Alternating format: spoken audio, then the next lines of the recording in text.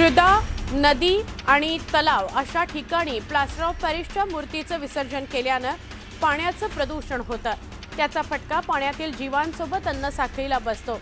या प्रदूषणाचे दीर्घकालीन परिणाम होतात। यावर जनजागृती होत असताना पीओपी मूर्ती समुद्रात विसर्जित करण्याबाबत आजही हट्ट धरला जातो।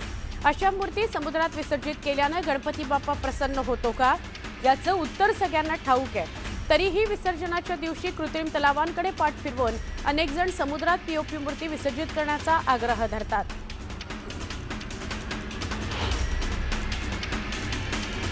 एसटी महामंडळाची आर्थिक स्थिती अधिकच चिंताजनक बनत चालली आहे। 10% हंगामी भाडेवाढ करून देखील जून 2026 मध्ये महामंडळाला 91,18,04,000 रुपयांचा तोटा सहन करावा लागला। त्यामुळे वर्षभरामध्ये तोट्यात 34,33,29,000 रुपयांची वाढ झाली आहे।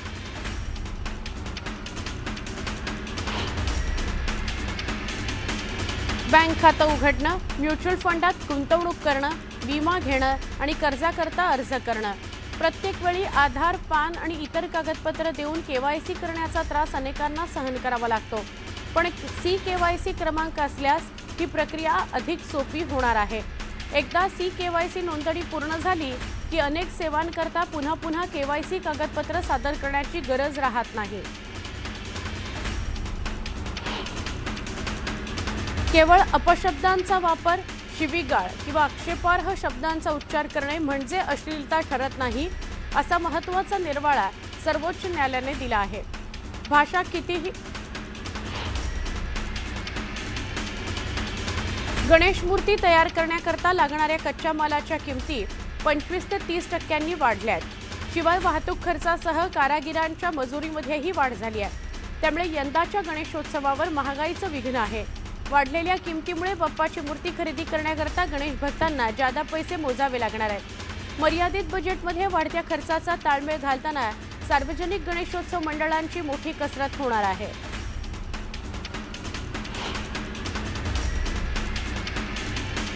मध्य रेल्वेच्या मेन लाईनवर सोमवारपासून 15 डब्यांच्या 10 नवीन फेऱ्या चालवण्यात येणार आहेत। सध्या प्रवासी सेवेत धावणाऱ्या 12 डब्यांच्या लोकलच्या जागी या 15 डब्यांच्या लोकल धावणार आहेत। त्यामुळे कल्याण, बदलापूर, कर्जत, कसारा या मार्गावरील प्रवाशांना गर्दीच्या वेळेत मोठा दिलासा मिळणार आहे। या पार्श्वभूमीवर रेल्वे प्रवासी संघटनांनी मध्य रेल्वे प्रशासनाच्या या भूमिकेचं स्वागत केलेलं आहे। राज्यात व्यावसायिक वाहनं चालवणाऱ्या चालकांना मराठी भाषेची सक्ती करण्याच्या परिवहन विभागाच्या निर्णयाचं सकारात्मक चित्र दिसतंय। मुंबईमध्ये व्यवसाय करणाऱ्या अमराठी चालकांना माय मराठीची गोडी लागली आहे। रिक्षा आणि टॅक्सी चालकांकरता विविध केंद्रांवर सुरू केलेल्या मराठी शिकवणीला दिवसेंदिवस मोठा प्रतिसाद मिळतोय। वाढत्या प्रतिसादामुळे RTO कार्यालयांमध्ये टोकन पद्धतीनं नोंदणी सुरू करण्यात आलेली आहे। शैक्षणिक वर्ष सुरू होऊन महिना लोटला तरी नवी मुंबई महापालिकेच्या शाळांमध्ये शिक्षण घेणाऱ्या 45,000 गोरगरीब विद्यार्थ्यांना अद्याप गणवेश मिळालेले नाहीत। प्रशासनानं गणवेशाचा प्रस्ताव उशिरा महासभेत मांडल्यानंतर हे काम वेळेत पूर्ण करण्याकरता महासभेनं जुन्याच ठेकेदाराला काम देण्याचा निर्णय घेतलाय। पण त्यानंतरही गणवेश वेळेत न झाल्यामुळे पालकांनी संताप व्यक्त केलेला आहे। एअर इंडियानं एप्रिल महिन्यापासून देशांतर्गत आणि आंतरराष्ट्रीय मार्गावरील हवाई वाहतूक काही प्रमाणात कमी केली होती। दरम्यान इराण अमेरिकेतील तणाव कमी आणि विमान इंधनाच्या किमती स्थिर होत असल्यानं येत्या सप्टेंबरपासून एअर इंडियाची विमान वाहतूक पूर्वपदावर येण्याची शक्यता आहे। यामुळे विमान तिकीट दरात कपात होण्याची शक्यता आहे। हवाई प्रवाशांना दिलासा मिळण्याची अपेक्षा आहे। म्हाडाच्या पुणे मंडळाच्या ताथवडे या गृहनिर्माण प्रकल्पाच्या दुसऱ्या टप्प्यातील 792 घरांपैकी तब्बल 634 घरं विक्री वाचून रिक्त आहेत। या रिक्त घरांची पुन्हा सोडत काढण्याचा निर्णय पुणे मंडळानं घेतलाय। त्यानुसार रविवारी सोडतीची जाहिरात प्रसिद्ध करण्यात आली।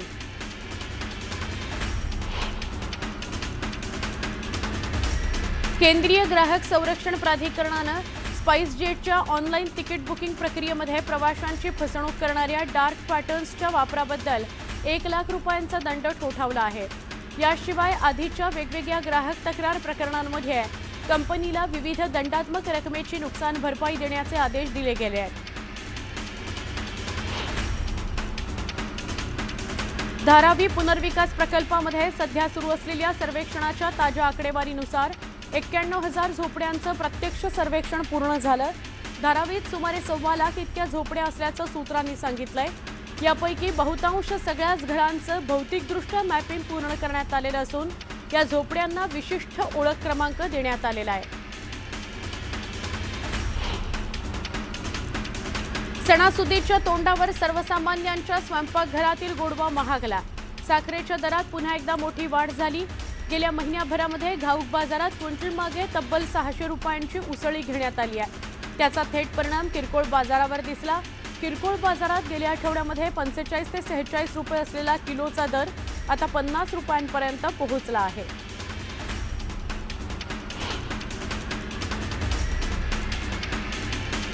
पर्यटकांचं आकर्षण असलेली माथेरानची मिनी ट्रेन आता हायड्रोजन इंजिनवर धावणार आहे। रेल्वे मंत्रालयाच्या हायड्रोजन फॉर हेरिटेज उपक्रमांतर्गत नेरळ माथेरान हिल रेल्वेची निवड करण्यात आली आहे। लवकरच हायड्रोजन इंजिनची चाचणी घेण्यात येणार आहे।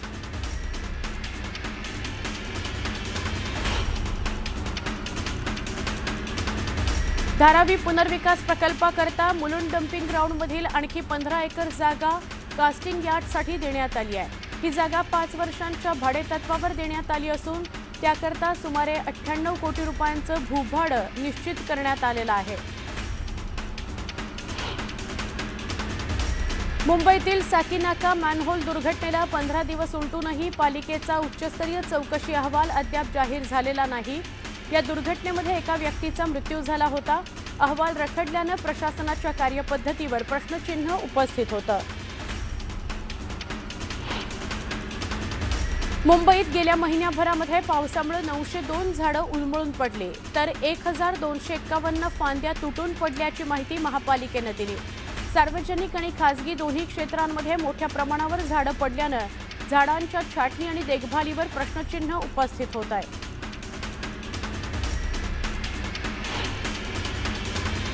जळगावच्या चोपडा तालुक्यामध्ये उत्तर भारतात मागणी असलेल्या चक्री भोपळ्याच्या काढणीला सुरुवात झाली, पण सध्या केवळ 5 ते 6 रुपये दर मिळत असल्यानं शेतकरी नाराज आहे। किमान 10 रुपये भाव मिळावा अशी मागणी शेतकऱ्यांनी केली आहे।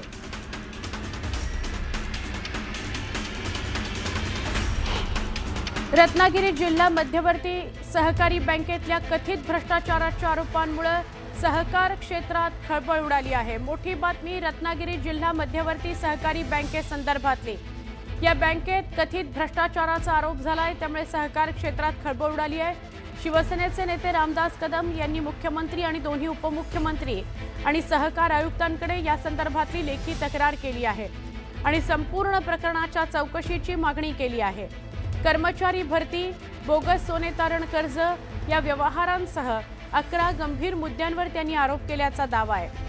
तसंच जिल्हा परिषदेचं बँक खातं राष्ट्रीयकृत बँकेत वर्ग करण्याची मागणी सुद्धा त्यांनी केली आहे।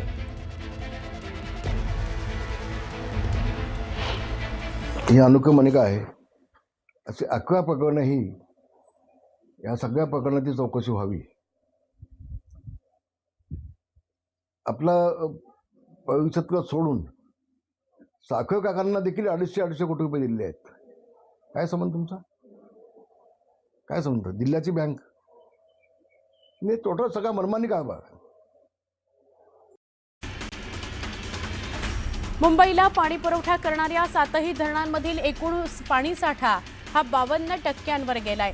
गेल्या 2 दिवसांपासून धरण क्षेत्रात सुरू असलेल्या पावसामुळे पाणीसाठ्यामध्ये वाढ झाली आहे। विहार आणि तुळशी धरणं पूर्ण क्षमतेने भरली आहेत आणि वाहू लागली आहेत। भातसा धरण क्षेत्रात सर्वाधिक 122 मिलीमीटर पावसाची नोंद झाली आहे। कल्याण डोंबिवलीतील शास्त्रीनगर रुग्णालयामध्ये डॉक्टरांवरील हल्ल्याच्या निषेधार्थ पुकारलेलं राज्यव्यापी कामबंद आंदोलन तात्पुरतं स्थगित करण्यात आलं आहे। मुंबई उच्च न्यायालयानं या प्रकरणाची स्वतःहून दखल घेत आरोपीचा जामीन स्थगित करत आंदोलन मागे घेण्याचं आवाहन केलं होतं। दरम्यान न्यायालयाच्या आदेशाचा सन्मान राखत आंदोलन स्थगित करण्यात आलं।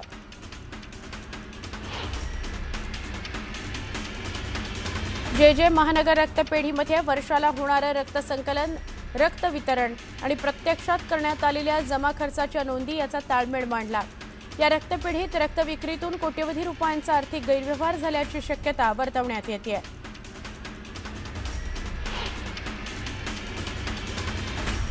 धाराशिव शहरातील आठवडी बाजारातील मूलभूत सुविधांच्या प्रश्नाकडे काँग्रेसनं चक्काजाम आंदोलन केलं।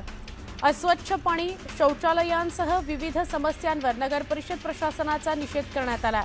आंदोलनामुळे धाराशिव तुळजापूर मार्गावरील वाहतूक काही काळ ठप्प झाली। मागण्या तातडीनं पूर्ण न झाल्यास तीव्र आंदोलन करण्याचा इशारा काँग्रेसनं दिला आहे। धाराशिवच्या भूम तालुक्यातील चिंचपूर ढगे इथं अंगणवाडीतील बालकांसाठीचा पोषण आहार खुल्या बाजारात विक्रीकरता नेला जात असल्याचा धक्कादायक प्रकार समोर आला। ग्रामस्थांच्या सतर्कतेमुळे वाहन अडवून महिला आणि बालविकास विभागानं पंचनामा करत पोषण आहार जप्त केला। या प्रकरणी संबंधितांवर कठोर कारवाईची मागणी होतीये। शहापूर मुरबाड रस्त्यावर खुडघर गावाजवळ मोठमोठे खड्डे पडलेत। वाहन चालकांना जीव धोक्यात घालून प्रवास करावा लागतोय। गेली 8 वर्ष रखडलेल्या रस्त्याच्या रुंदीकरणामुळे नागरिकांचा संताप वाढलाय। प्रशासनानं तातडीनं रस्ता दुरुस्त करण्याची मागणी होतीये।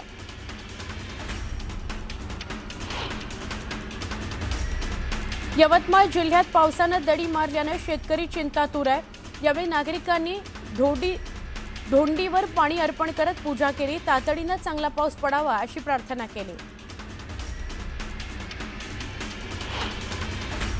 भंडारा जिल्ह्यात पावसानं जोरदार हजेरी लावली। 10 दिवसांनंतर पाऊस झालाय। शेतपिकांना त्यामुळे जीवदान मिळालंय। शेतकऱ्यांना मोठा दिलासा मिळाला आहे। सातारा जिल्ह्यात पावसानं हजेरी लावली। कोयना धरण क्षेत्रात कोसळणाऱ्या मुसळधार पावसामुळे पाणीसाठ्यात वाढ झाली। त्यामुळे शेतकरी आनंदून गेलाय।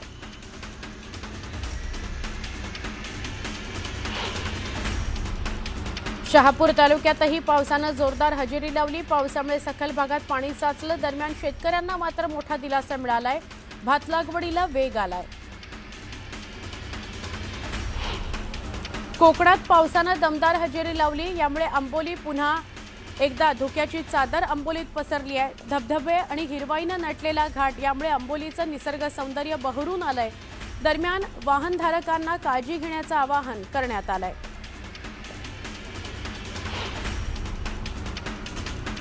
रत्नागिरी जिल्ह्यातल्या निवळी जवळचा धबधबा प्रवाहित झाला।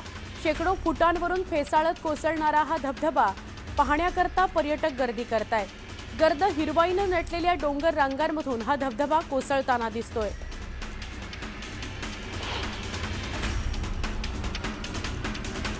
अहिल्यानगर जिल्ह्याची जीवनदायिनी असलेल्या भंडारदरा धरण पाणलोट क्षेत्रामध्ये पुन्हा एकदा मान्सून सक्रिय झाला। डोंगरांच्या कुशीतून कोसळणारे धबधबे, खळखळ वाहणारे ओढे नाले सक्रिय झाले। यामुळे भंडारदरा परिसरामध्ये पर्यटकांनी गर्दी केली।